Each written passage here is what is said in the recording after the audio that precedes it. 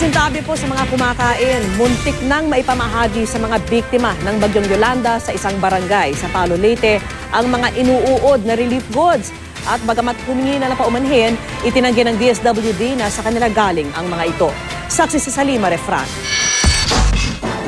Imbes na mga biktima ng Super Typhoon Yolanda, mga uod na lang ang nakinabang sa mga paketing ito ng nabubulok ng instant ulam at cup noodles. Buti na lang daw at nadiskubre ang mga uod nang irerepak na mga pagkain ito bago maipamahagi sa mga biktima ng bagyo sa Barangay Gakaw sa Palo, Leyte.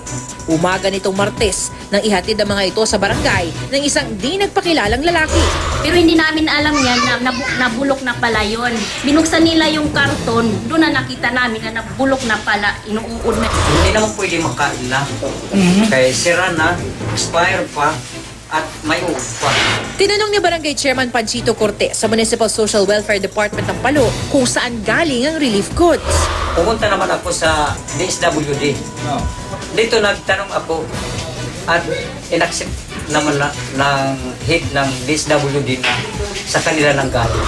Ako ay humihingi ng tawad. Ang katotohanan, hindi ito galing sa amin. Kami sa DSWD ay talagang nagkukusa at talagang pinagsisikapan namin na lahat ng mga pagkain man or non-food items na makaabot sa kanila ay maganda ang quality. Dahil dito, nag-iimbestiga na ang DSWD at hinihintay na raw ng Malacanang ang resulta nito.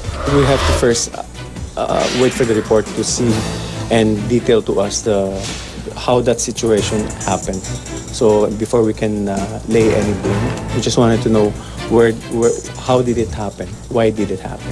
Kamakailan lang naiulat na truck na expired relief goods at mga dinonate na damit ang itinapon at binaon sa tambakan ng Barangay San Jose sa Palo. Inamin ito mismo ni DSWD Secretary Dinky Soleman sa pagdinig nitong Lunes ng Senate Finance Committee.